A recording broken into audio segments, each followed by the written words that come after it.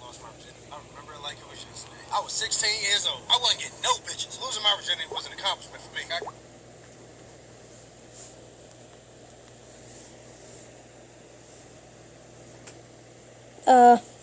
Oops. Hi guys, it's Chase. Today we're watching, Ghetto, Have I Lost My Virginity. Thank you.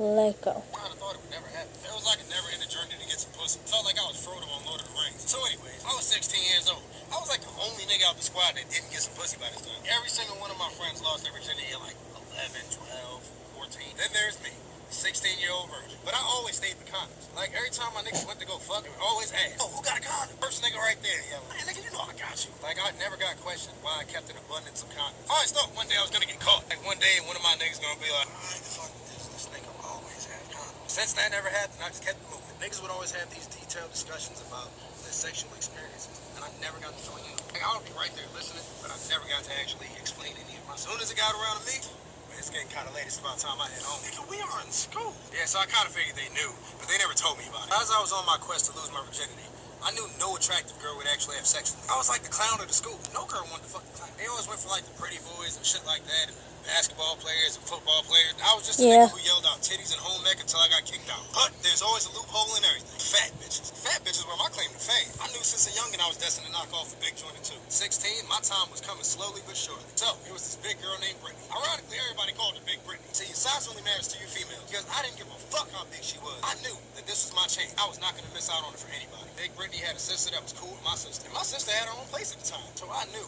my time was coming. You know how girls always do their little girl talk? My sister found out from Big Brittany's sister that Big Brittany's been plotting on her. I damn near felt like Willy Wonka when he found that golden ticket. I knew that this bitch is gonna steal my V-card. Now, before I get into detail of how it all went down, let me just give you a brief description of how big Brittany was. You know how there's like the big girls that can take the pictures and cover up their stomach with their purse? Well, she wasn't one of them. You know how there's like the big girls that they can take the pictures like this and only show their titties, and it still covers up their stomach? Yeah, she wasn't one of those either. Like, you know the big girls that only take headshots?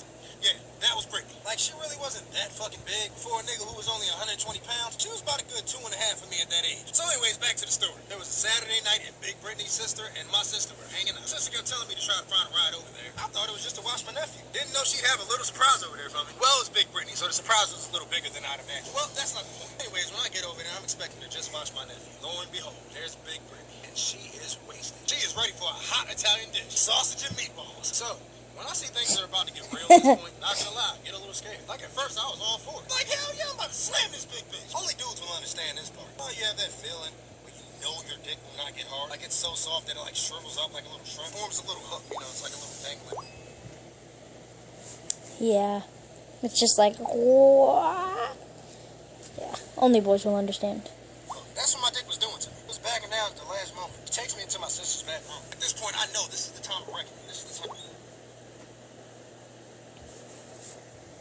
my life that I've always been waiting for. Young Thug lifestyle started playing in my head. I knew at this point, I've done a lot of shit just to live this here lifestyle. But when she took off her 4XL black tee, I knew it was going down. I started taking off my pants. Dick was still on hook low. That was cool because I still had my boxers on. I always knew she had some real big ass titties. Like, you know how big joints be having them long submarine ass titties? That is exactly what she had. What, did you just take a poop that fast? Did you just take a poop that fast?